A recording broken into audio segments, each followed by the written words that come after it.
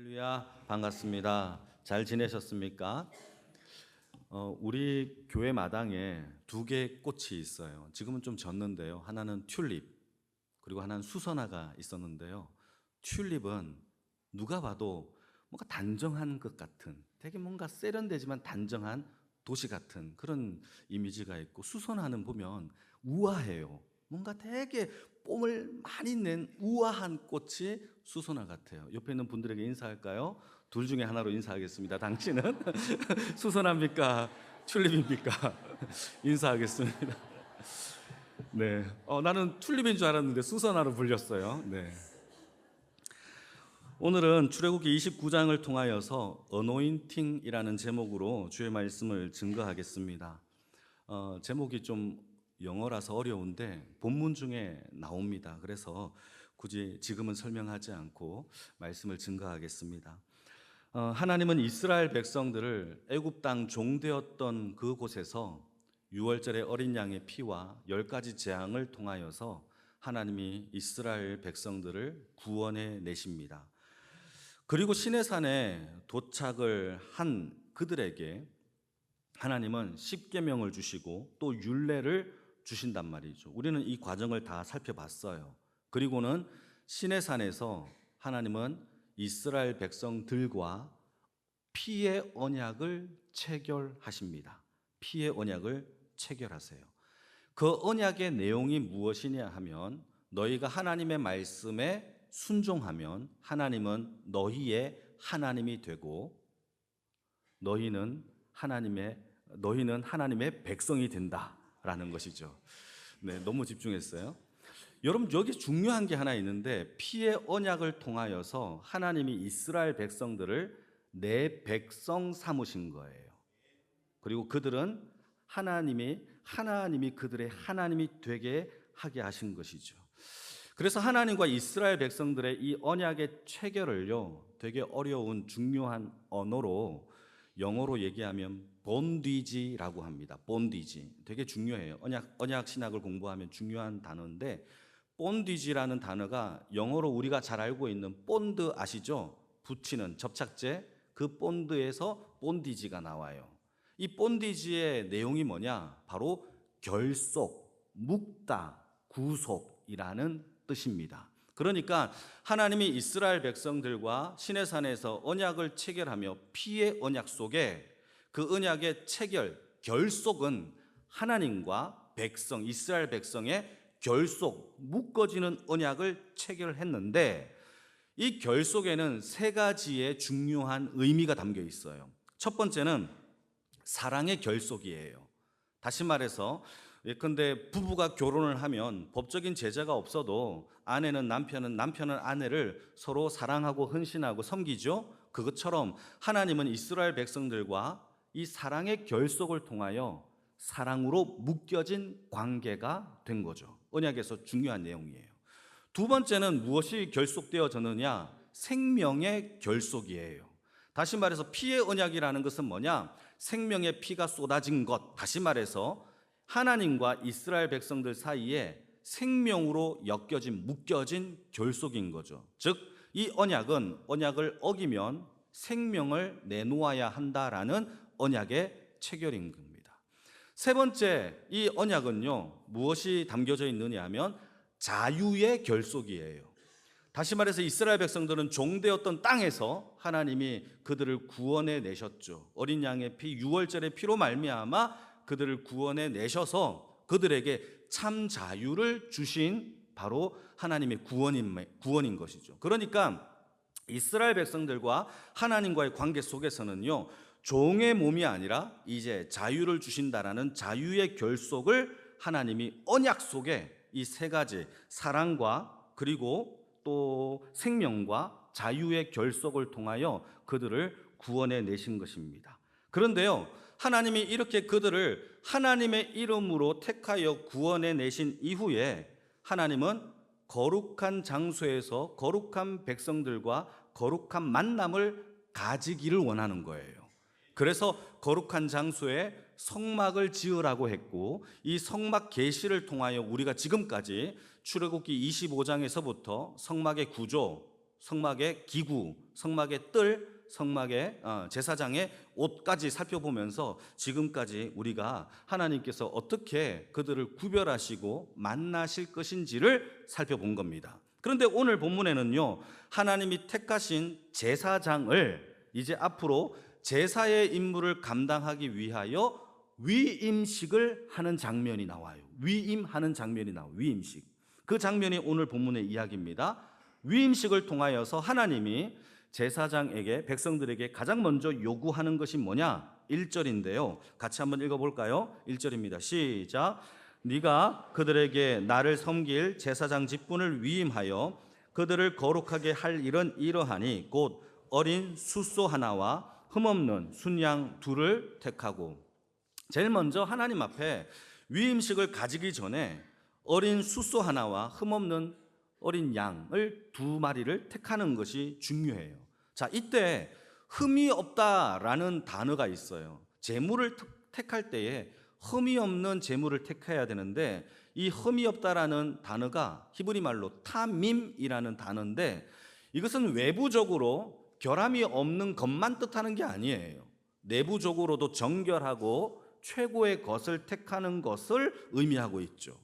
하나님은 하나님께 드려질 제물이 흠이 없기를 원하세요. 그것은 겉모습만 번드르한 게 아니라 내 속까지 깨끗하고 정결하고 최고의 것을 원하신다라는 사실이죠.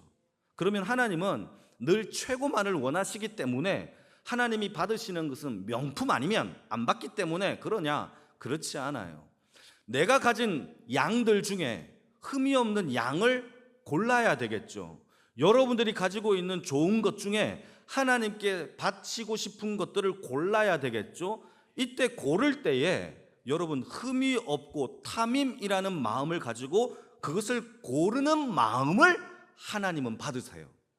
그 중에서 흠이 없는 게 뭐지? 더 좋은 게 뭐지? 라고 하는 그 마음을 받으세요. 그리고 그걸 골랐어요. 골랐다면 그것을 하나님께 드리는 마음을 하나님은 받으세요. 그러니까 우리의 마음이 100이라면 하나님이 받고 싶은 것은 100인 거예요. 우리의 전부를 받기를 원하지 우리의 부분을 받기를 원하지 않아요. 그게 하나님이세요. 우리의 마음을 다하기를 축복합니다. 신명기 6장의 말씀을 보시게 되면 너희는 마음을 다하고 뜻을 다하고 의지를 다하여 주 너의 하나님을 사랑할 것을 하나님이 요구하고 계신 겁니다. 말라기서 1장을 보게 되면은 그때 그 당시에 마음을 다하여 하나님께 드리지 않았어요. 말라기서 1장은요, 하나님께 드려지는 이 예배를요, 고발하고 있어요. 그 백성들이 어떻게 하나님께 드리느냐? 제물을 고를 때에 덜 좋은 것을 골라요. 흠이 없는 고르는 게 아니라 둘 중에 이게 조금 더 가치가 떨어지네, 이걸 골라야지. 이거는 조금 쓸모가 없는 건데 이거를 골라야지. 흠 있고 병들고 다리를 저는 그런 것들을 골라서 하나님께 제물로 바쳤대요. 제 얘기가 아니라 말라기서 1장의 이야기예요. 그러자 하나님이 그 제물을 받지 않는다라고 선언하면서 말라기서 1장 6절 말씀에 하나님은 그들이 나를 멸시하고 있다라고 얘기를 해요. 그러면서 8절 같이 한번 읽어볼까요? 같이 읽겠습니다. 시작. 만군의 여호와가 이르노라 너희가 눈 먼 희생제물을 바치는 것이 어찌 악하지 아니하며 저는 것 병든 것 드리는 것이 어찌 악하지 아니하냐. 이제 그것을 너희 총독에게 드려보라. 그가 너를 기뻐하게 했으며 너를 받아주겠느냐? 받겠다라는 거예요, 안 받겠다라는 거예요? 총독은요, 이 땅의 지도자들도요, 쏘고 남은 것들을 선물로 주면 기분 나빠하죠. 나를 무시하나? 라고 생각하면서 오히려 선물을 준 자를 죽일 수도 있는, 처형할 수 있는 그런 거란 말이죠. 여러분, 하나님은요, 우리에게 전부를 받기를 원하신다라는 사실을 기억하기를 축복합니다. 그래서요, 말라기서 1장 10절 말씀을 보시게 되면 하나님이 이렇게 말해요. 너희 중에 누군가가 나 대신 성전의 문을 닫았으면 좋겠다 라고 얘기를 해요. 더 이상 예배 드리지 마. 하나님이 예배의 드림을 중단 선언한 거란 말이죠. 그런데요, 생각을 해보면 왜 사람들은 하나님께 눈 멀고 병들고 순수하지 않는 것들을 드렸을까요? 성경은 얘기합니다. 정확하게 뭐라고 얘기를 하느냐? 그렇게 드린 이유가 하나님을 공경하지도 아니하고 존경하지도 아니하고 경배하지도 아니하며, 뿐만 아니라 뭐라고 얘기하느냐면 자기가 하나님께 드리는 것을 아까워한다라고 성경은 얘기하고 있는 겁니다. 차라리 그러면 안 드리면 되잖아요. 그런데도 왜 드리느냐? 네, 그 이유가 명확하죠. 드리는 것은 아까운데 하나님께 받고 싶은 복들은 많아요. 받고 싶은 복들은 많아요. 그러니까 그렇게라도 드려서 하나님을 속이려고 하죠. 여러분, 하나님을 속일 수 있어요? 없어요. 하나님은 영이시니 영과 진리로 예배하는 자를 찾아요. 사람은 속일 수 있어요. 왜? 우리는 육이니까. 그래서 경건하게 드리네, 저 정도면 잘 드리는 거다라고 판단할 수 있어요. 그런데 우리 하나님은요, 우리의 속마음을 보셔요. 그 마음을 드리는 흠없는 예배를 하나님은 받으세요. 그래서요, 예배를 이야기할 때 영과 진리로 예배하는 자를 looking for, 찾는데요.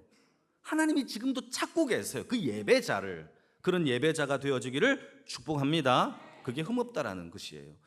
두 번째, 위임을 하면서 7절 말씀을 보게 되면 한번 읽어볼까요? 7절입니다. 7절을 보시면 관유를 가져다가 그의 머리에 부어 발라요. 관유가 나와요. 관유. 여러분, 관유라는 게 좀 생소하죠? 이 관유가 천년 오일, 기름을 뜻해요. 일종의 천년 오일인데요, 이 관유를 영어로 얘기하면 어노인팅 오일이에요. 자, 오늘 본문의 제목이 어노인팅 오일이 여기서 나왔어요. 이게 바로 관유라는 이름의 뜻입니다. 그런데 이 관유를요, 하나님이 이스라엘 백성들에게 관유를 만드는 방법까지 하나님이 가르쳐줘요.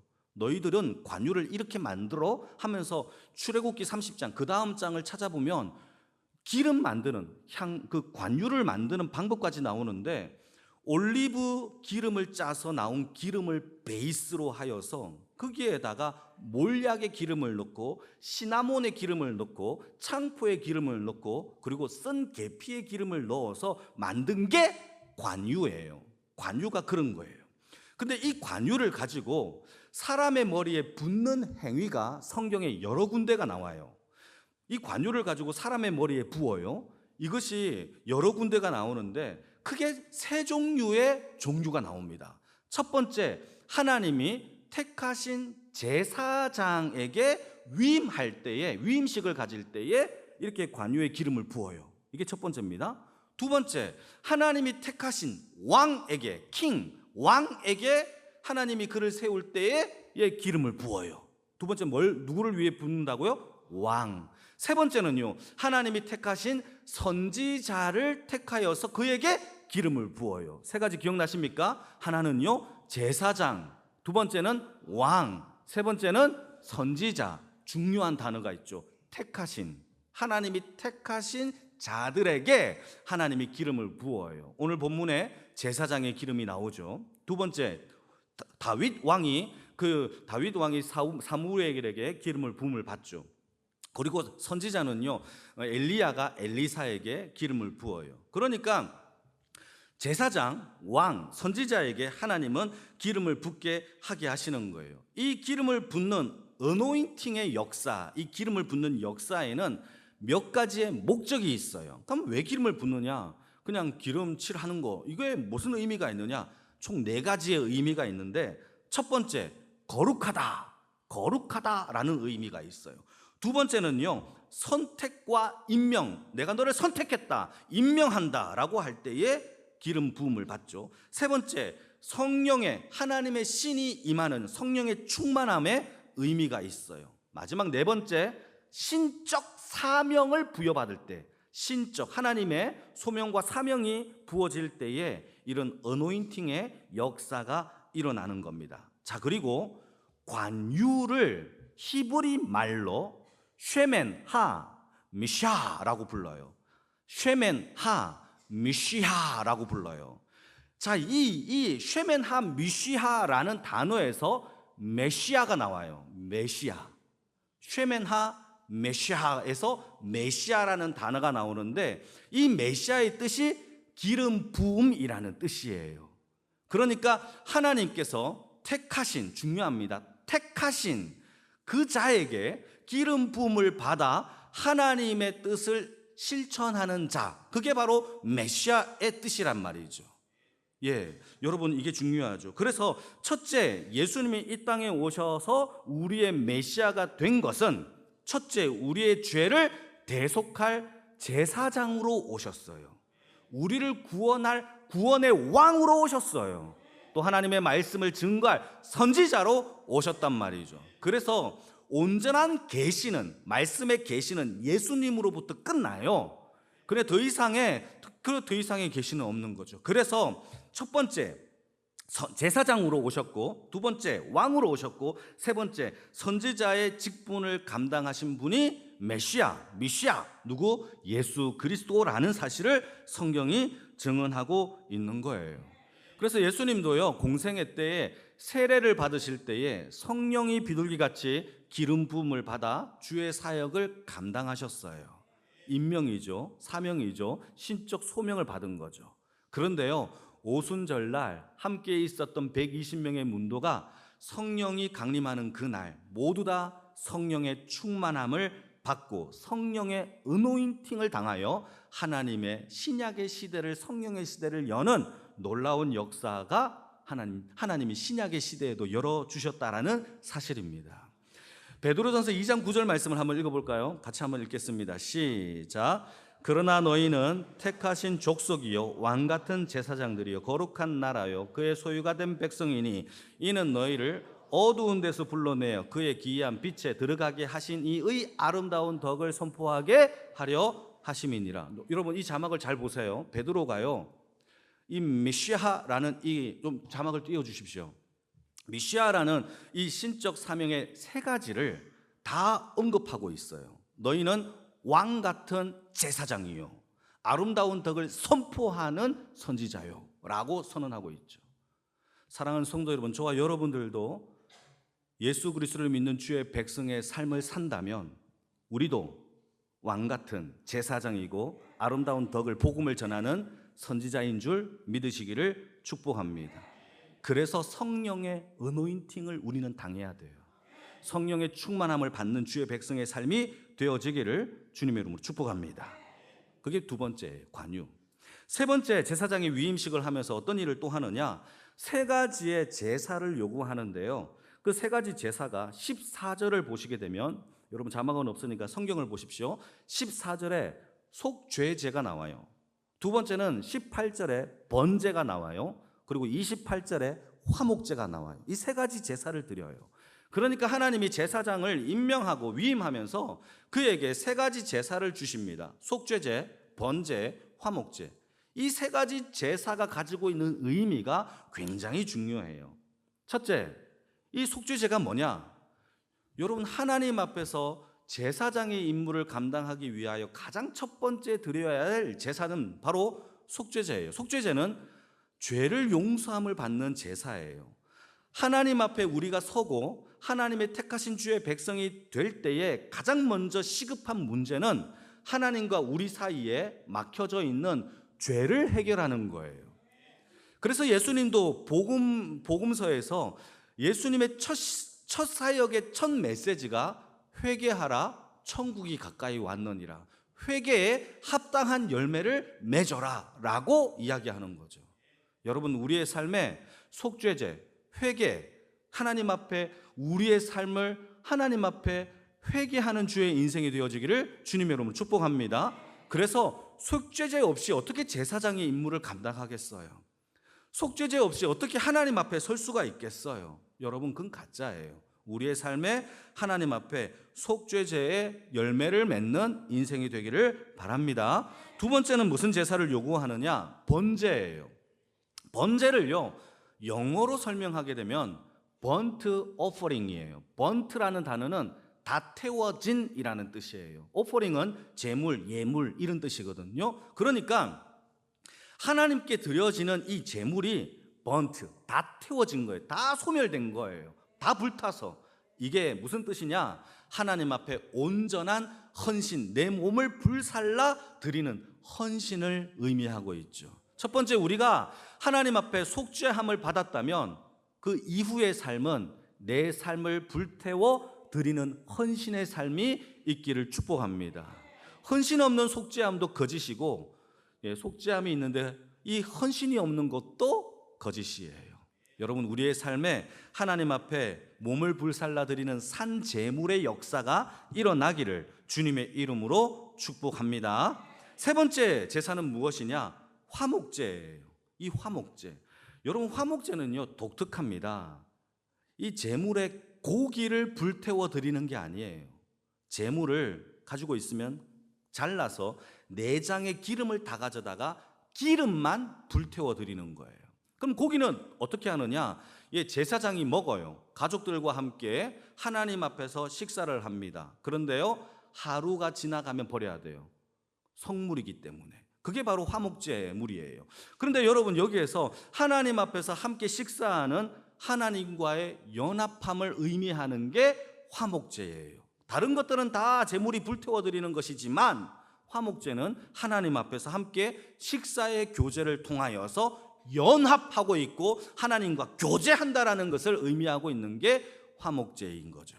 여러분, 이것이 신약으로 오게 되면 저와 여러분들 또한 하나님과의 화목을 도모합니다. 성찬식에 예수 그리스도의 살과 피를 먹으며 주와 연합하고 성도들과 하나가 되는 식사가 바로 성찬식이죠. 여러분, 주님과 동행하며 연합하는 주의 인생이 되어지기를 축복합니다. 죄사함, 그리고 헌신, 그리고 화목, 이러한 것들의 증거의 삶을 사는 것이 제사장의 삶이고 신약시대의 저와 여러분들의 삶인 줄 믿으시기를 축복합니다. 자, 근데 여기서 끝나지 않고 이 위임식의 마지막 하이라이트가 등장하는데요, 19절에서 20절인데요 오늘 본문은 읽지 않았지만 같이 한번 읽어볼까요? 19절에서 20절 천천히 같이 읽겠습니다. 시작. 너는 다른 순양을 택하고 아론과 그 아들들은 그 순양의 머리 위에 안수할지며 너는 그 순양을 잡고 그것을 피를 가져다가 아론의 오른쪽 귓뿌리와 그의 아들들의 오른쪽 귓뿌리에 바르고 오른손 엄지와 오른발 엄지에 바르고 그 피를 제단 주위에 뿌리며. 제사장의 위임식의 마지막 피날레는 뭐냐? 독특한 의식을 치르는데 그 순양의 피를 가져다가 제사장이 될 위임받는 사람에게 먼저 오른쪽 귓뿌리에다가 피를 발라요. 피를 발라요. 그리고 오른손 엄지손가락에다 피를 발라요. 오른쪽 발가락에다가 피를 발라요. 이게 무슨 뜻이냐? 여러분, 귀는요 우리가 듣는 것이죠. 손은요 행하는 것이죠. 발은요 가는 것이죠. 여러분, 제사장으로 임명받은 자는 듣는 것과 행하는 것과 가는 곳이 거룩해져야 합니다. 듣는 것과 행하는 것과 가는 곳이 우리의 삶에 거룩한 구별이 있기를 주님의 이름으로 축복합니다. 이것은요 제사장에게만 해당되는 게 아니에요. 레위기 19장에 보게 되면 제사장뿐만 아니라 이스라엘 백성 전체에게 거룩함을 요구합니다. 레위기 19장 2절 말씀인데 같이 한번 읽어볼까요? 시작. 이는 이스라엘 자손의 온 회중에게 말하여 이르라. 너희는 거룩하라. 이는 나 여호와 너희 하나님이 거룩함이니라. 여러분, 이스라엘 백성 전체에게 거룩함을 요구해요. 즉 하나님이 애굽 땅 종되었던 땅에서 이스라엘 백성들을 구원해내어 하나님이 가나안 땅으로 구원하신 이유가 뭐냐? 그들을 구별하여 하나님은 거룩한 백성, 내 백성 삼기 위해서라는 거예요. 그런데 구약의 백성들만 하나님이 거룩한 백성을 삼기를 원하느냐? 그렇지 않단 말이에요. 신약의 백성인 저와 여러분들도 거룩한 백성이 되기를 성경은 요구하고 있어요. 베드로전서 1장 15절 16절인데요 같이 읽겠습니다. 시작. 오직 너희를 부르신 거룩한 이처럼 너희도 모든 행실에 거룩한 자가 되라. 기록되었으되 내가 거룩하니 너희도 거룩할지니라 하였느니라. 여러분, 제사장에게 어린 양의 피를 발라 귓뿌리와 손과 발에 피를 발랐다면 신약 시대인 저와 여러분들은 예수 그리스도의 보혈을 우리에게 발라 우리를 세상과 구별되게 하게 하셨다라는 거죠. 구약의 거룩은요 신약에서도 유효해요. 아니, 더 큰 거룩을 저와 여러분들에게 요구하고 있어요. 십자가에서 예수님의 죽으심은요, 단순히 죄에서 자유함을 얻게 한 게 아니에요. 이 땅에서의 거룩한 구별, 옮겨진 자의 삶의 방식으로 살아가기를 원하신다라는 거죠. 달라야 돼요. 여러분, 다른 삶을 살아야 합니다. 구약에서 하나님이 거룩하게 하신 방법이 어린 양의 피를 바르는 거였다면, 신약에서는요, 예수님의 십자가의 보혈로 우리를 덮어 우리를 구별하게 하셨고 우리에게 독특한 이름을 하나 주셨어요. 그게 바로 그리스도인이에요.